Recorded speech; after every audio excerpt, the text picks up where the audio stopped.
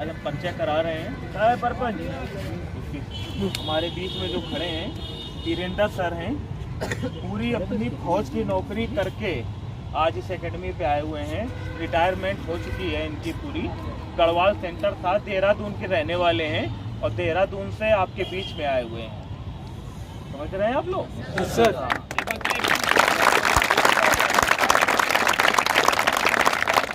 को देख के ऐसा लग नहीं रहा होगा कि सर नौकरी कर रहे हैं। लग रहा है सही लग रहा है ना, कोई ये नहीं कह सकता है। लेकिन सर ने अपने पूरे 20 साल आर्मी पे निछावर करने के बाद, सारी लड़ाइयाँ लड़ने के बाद आज आपके बीच में खड़े हैं आपको ट्रेनिंग देने।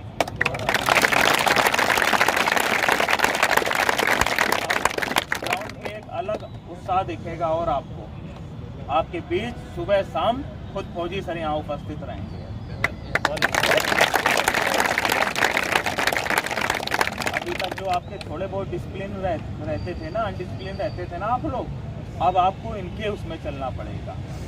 बिल्कुल नियम कानून हर चीज़, एक एक चीज़। अब जैसा फौज में होता है ना कि बंदा सुबह से लेके शाम तक का पूरा उनका तय होता है कि आपको किस तरह से क्या क्या करना है।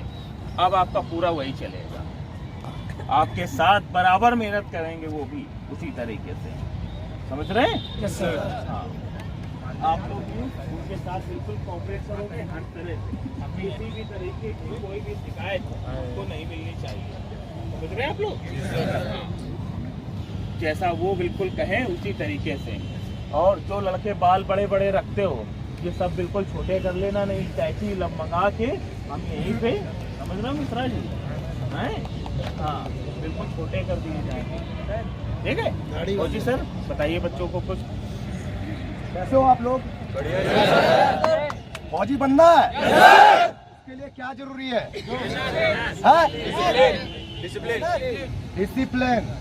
और मैं आशा करूंगा, आशा नहीं मुझे पूरा यकीन है आप लोगों के ऊपर कि आप लोग बिल्कुल आप जैसा काम करना। समझ रहे हो ना? आप लोगों को आप बोला जाएगा अगर आप लोग आप जैसा काम करोगे। नहीं तो अनडिसिप्लिन कार्रवाई के लिए मेरे पास कोई जगह नहीं है। समझ गए? मुझे अपना तरीका अपनाना पड़ेगा तो आप लोगों के लिए कष्ट हो जाएगा। समझ रहे हो? Yes sir. आपको कोई भी दिक्कत होती है, कोई परेशानी होती है, आप हमें बताइए, ठीक है? पर ग्राउंड के अंदर चाहे गर्ल्स हो चाहे बॉयज हो, ग्राउंड के अंदर बिल्कुल भी अनडिसिप्लिन कार्रवाई नहीं होगी। समझ गए? समझ रहे हो ना मेरा बोलने का मतलब? बिल्कुल भी आपको ये समझ लो हमारा क्या है, ये मंदिर है ना भाई। जब हम इसकी वो करेंगे तब जाके हमें इसका फल मिलेगा। समझ रहे हो? बाकी सर ने मेरे बारे में बता दिया है। 20 साल मैंने नौकरी की और 4 साल मुझे रिटायरमेंट के हो गए। ठीक है?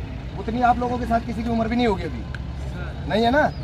तो बस, तो आज मैं तुम्हारे पास तुम्हारे सामने खड़ा हूँ यहाँ पे इस हालत में, तो सोच लो मैं कितना करता हूँ। अगर मैंने भी फिजिकल किया होगा तभी ऐसा खड़ा हूँ ना यहाँ पे, नहीं तो हम भी होते मोटे ताजे ऐसे। पर नहीं, अगर मैं करता हूँ तो मैं करवाता हूँ। ठीक है?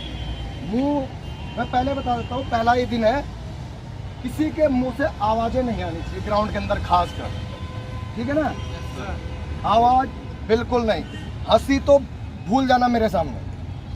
जब ट्रैक छोड़ दोगे आप, उसके बाद आपका काम शुरू। बट ट्रैक के अंदर इन हो गए तो फिर मजबूर मत कर देना, नहीं तो मैं एक दिन दिखाऊंगा आप लोगों को। ठीक है? कोशिश करना कि जल्दी ना देख पाओ। अगर मैंने दिखा दिया एक दिन तो फिर आप लोगों के लिए मुश्किल हो जाएगी। ठीक है बेटा? बाकी किसी को कोई दिक्कत होती है, परेशानी होती है तो बताना है, छुपाना नहीं है। पैर दर्द कहीं भी कोई भी परेशानी होती है, जो है हॉस्टल में, घर साइड से आपकी कोई परेशानी है तो हमें बताना है। ठीक है? क्योंकि यहाँ पे हम क्या है, एक परिवार है कि नहीं है? अभी आज कल की मुझे कुछ दिक्कत हो गई तो देहरादून से कोई थोड़ी आएगा मेरे लिए भाई, हम आपस में है ना। तो एक परिवार मान के चलना। तो परिवार में बड़ा छोटा होता ही है। तो भाई आप अगर हमें बड़ा समझ के इज्जत दोगे तो हम आपको पक्का इज्जत देंगे। और कोई समझता है कि अगर बाय द वे मैं थोड़ा इधर उधर कर दूं तो भूल के भी मत करना बच्चे, हम उस मामले में बहुत तेज हैं। ठीक है?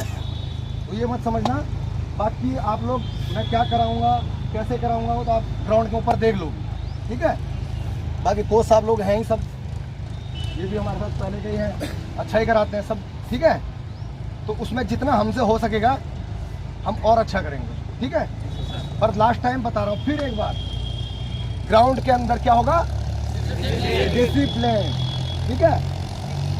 बिना डिसिप्लिन के फिर अच्छी बात नहीं हो। वैसे आप लोग सब समझदार बच्चे हो और मेहनत करना है यार दोस्त, ठीक है।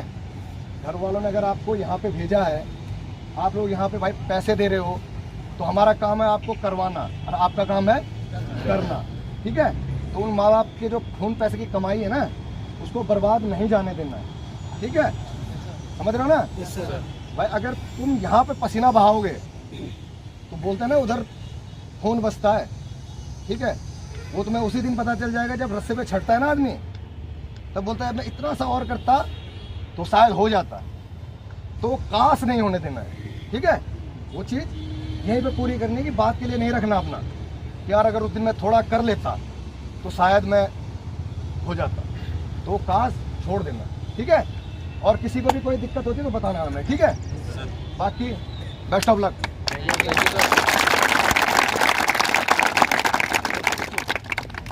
आर्मी की तैयारी हो चाहे पुलिस की तैयारी हो, कौन सा आदमी करता है? जो मिडिल क्लास होता है। कौन सा करता है? मिडिल क्लास फैमिली का। अगर आप ही लोग हो, मान लो बहुत से बच्चे ऐसे होंगे जो पढ़ने में बहुत ज़्यादा कमज़ोर होते हैं, पहला काम, या तो वो किसान के घर के बेटे होते हैं। क्या किसान के पास इतना पैसा होता है कि वो जाके आईआईटी में आपका एडमिशन करा दे, 40 लाख 50 लाख रुपए भर के आपको बीटेक करा दे? नहीं होता है ना। आप लोग भी पढ़ने में इतने होशियार नहीं होते हो कि आप जाके बड़ी बड़ी इंग्लिश की बुकें पढ़ पाओ, है। लेकिन आपको फोर्थ में जाने का एक मौका देती है कौन? आर्मी, जहाँ से मात्र 50 क्वेश्चन का रिटन पेपर होता है, नॉर्मल से क्वेश्चन पूछे जाते हैं, और इसके बाद आज आपका रेस हुई, कल आपका मेडिकल हो जाता है, 1 महीने बाद पेपर हो जाता है, उसके 15 दिन बाद ज्वाइनिंग। मतलब 3 महीने में आप कहाँ चले जाते हो? फौज के अंदर। 1 साल ट्रेनिंग करते हो, वहाँ से वापस आते हो, आराम से 50 से 60 हज़ार रुपये आपका वेतन होता है कि नहीं होता है?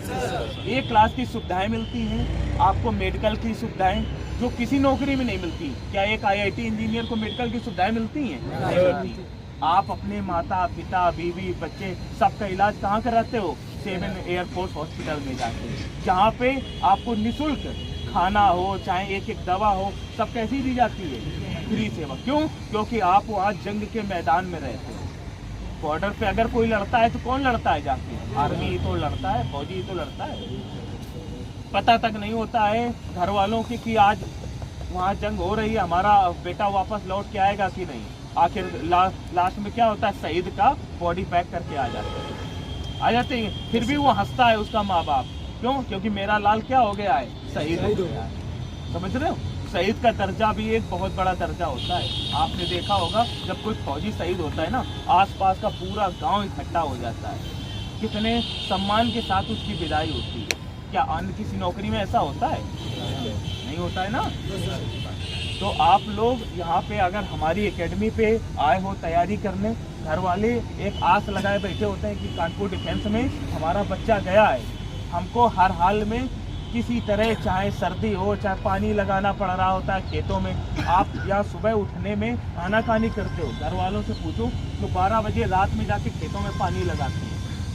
ठंड है फिर भी, लेकिन वो यहाँ तक घुसे रहते हैं कि नहीं घुसे रहते हैं। और किसी तरह करके तुमको 6000 रुपये देते हैं कि जाओ अपनी फीस भरो जाके। समझ लो, आपके साथ जब इतना वो करते हैं तो आपको भी यहाँ अपना पूरा 100% देना है। ये नहीं कि यहाँ एक टाइम आ रहे हो एक टाइम पड़े हो, अरे पैसा तो आएगा, अल्लाह सिगरेट भी मारने बढ़िया, आज ठंडी है उसकी फूंक से शायद गर्मी आ जाए।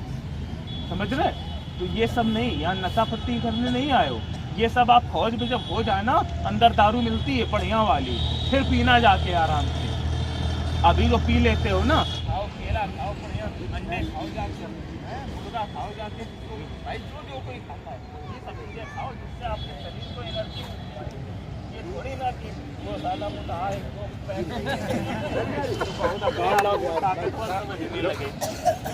समझ रहे? तो ये सब चीज़ें नहीं होना चाहिए। जब एक बार भर्ती हो जाओगे फिर एक अलग रंगत होती है। फिर अपनी बीवी के साथ भी पियोगे तो कोई दिक्कत नहीं। हाँ ठीक है, वो भी कहे कि नहीं बहुत अच्छा है, लाओ उसको भी दो एक।